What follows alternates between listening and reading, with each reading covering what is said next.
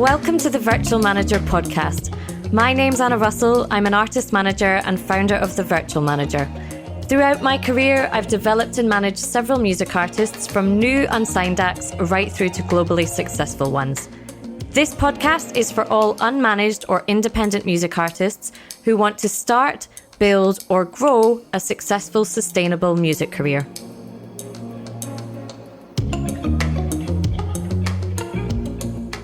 As with every December, last month, Spotify rolled out their Wrapped campaign for 2020.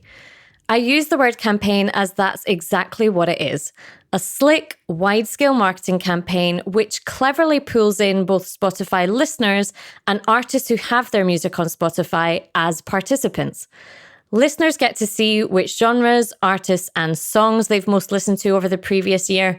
By contrast, artists get to see how many listeners across how many countries have streamed their music how many times on Spotify over the last year. Both parties typically share their statistics far and wide across social media, creating a far-reaching online conversation which all leads back to Spotify. If you're listening to this podcast now, you're likely both of these, a listener and an artist who utilizes Spotify. However, the experience of seeing your Spotify Wrapped as an artist can feel very different from that as a listener. Spotify Wrapped provides a kind of musical year-in summary, which is great fun for listeners who can get taste-affirming, unexpectedly hilarious, or nostalgic results. For artists who have performed well on Spotify over the year, their Wrapped statistics can be a cause for celebration. It's exhilarating to see people enjoying your music across a variety of countries, sometimes in staggering numbers. And Spotify Wrapped is one of the few tangible markers of progress that artists actually receive. As a result, we should all be pleased to see artists share their Spotify Wrapped with their fans and, rightly, take it as an opportunity to thank them for their support, despite what the internet cynics might say. It's also great free marketing and promotion for these artists, providing them and you with a flurry of powerful social proof as their listeners share their favourite songs and how frequently they've been listening. However, I also recognise that for artists who feel they haven't performed well on Spotify, seeing the blanket coverage of Spotify Wrapped posts from other artists for a few days every December can be less than thrilling. It can trigger comparison, which is also common for artists, and feelings of disappointment, frustration, envy, or even failure. Did you experience any of these feelings on seeing your peers share their Spotify Wrapped posts? If so, this episode is for you. Here are some things to consider. Some genres perform better than others on Spotify. A factor which is often overlooked in the wider streaming debate is an artist's genre. It's a fact that some genres just perform better than others on Spotify, meaning that your fans or prospective fans may not use Spotify as their primary listening platform. The answer? Make sure that you're not solely focused on Spotify at the neglect of other streaming platforms and online music stores. Your job as an artist is to find out where your ideal target fans are listening and where your music is best received. This could be Spotify, but it also might be Apple Music, iTunes, Bandcamp, Mixcloud, or any other of the many sites where your music should be available. Make sure that you're looking into the data analytics for each of your releases. You'll be able to get these from your distributor and/or each individual site, so that you know how you're performing on every site, looking at the number of streams, downloads, sales, engagement, shares, and playlists you get. Whilst you will likely have a number of listeners on all the sites, each artist will usually have one or two where their music typically performs better. Find out what yours are, learn everything you can about that platform, and if you can better engage with fans there. Then, when you reach certain sales or streaming milestones on said site, make sure you share them with your fans and thank them for listening or buying there. Not performed well on Spotify this year, but have surpassed your target for physical music sales at your gigs, as just one example? Then shout about it. This accomplishment is no less impressive or important than Spotify accomplishments. Oh, and if you're an artist of a genre that doesn't perform as strongly on Spotify, then yes, you should still have your music on there. Streaming numbers are not a reflection of your music's value. Whenever your streams on Spotify or anywhere else don't meet the targets you set or the expectations you had, this is far more likely to be related to your fan base building, marketing and promotion efforts, or lack of, rather than a reflection of the quality or value of your music. If you want to perform well on Spotify, first, it's important to understand that it is just one part in the ecosystem of a music career.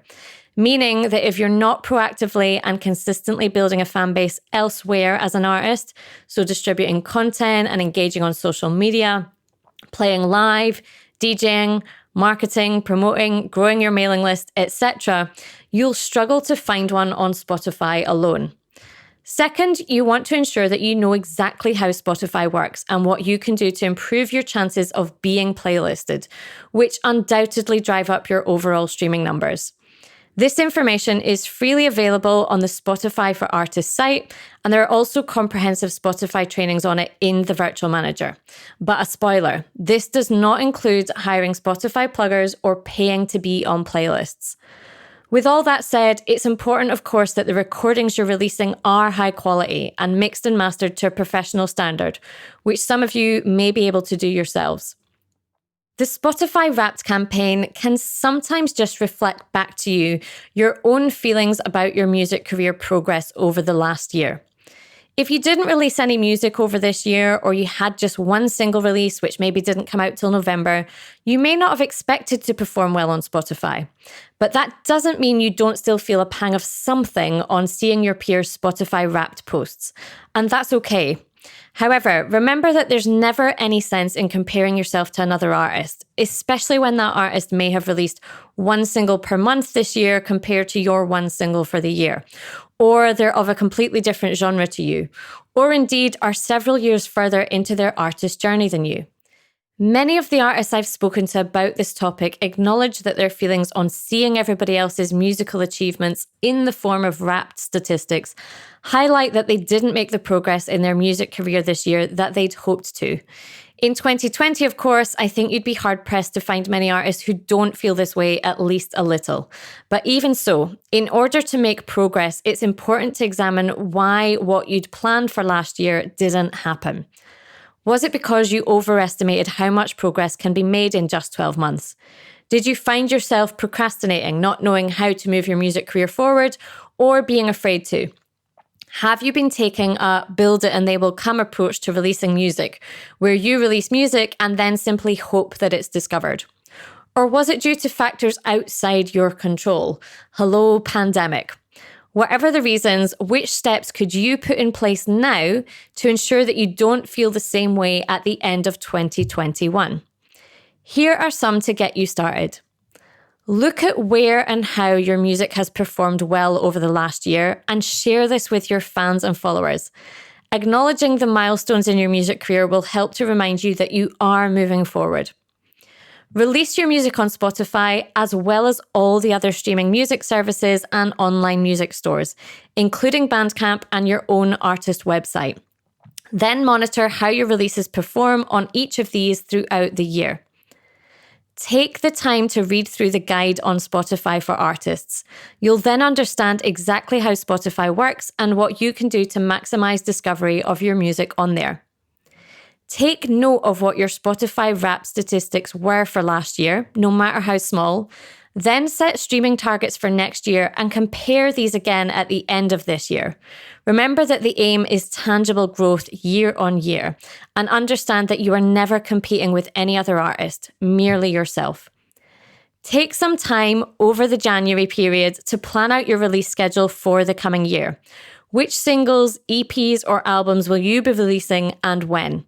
Pencil in these release dates now, leaving yourself enough time for preparing the assets needed for each release and for distribution. That's it for this week's episode of the Virtual Manager podcast.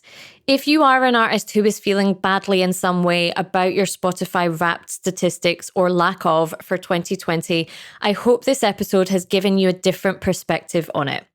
If you want to ensure that you're keeping yourself accountable to help you take consistent steps towards these goals, this is something we do weekly in the Virtual Manager. You'll also find comprehensive trainings such as the full guide to getting playlisted on Spotify and how to write your Spotify pitch paragraph in there.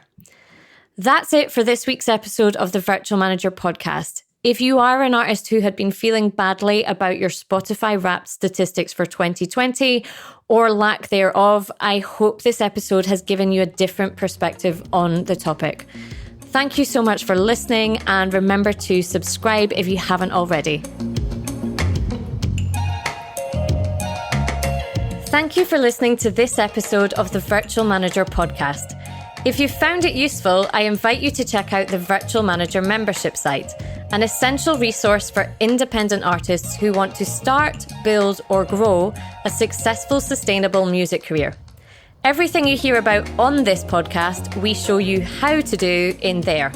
With monthly music industry training, a library of tools and resources for you to use, A&R feedback on your music, access to live Q&As with me, plus an active, supportive community of like-minded artists, the Virtual Manager is the perfect place to be for any unmanaged or independent music artist. Check it out now at thevirtualmanager.co.uk. Finally, please take a minute to review and subscribe to this podcast. It helps more independent music artists to find us.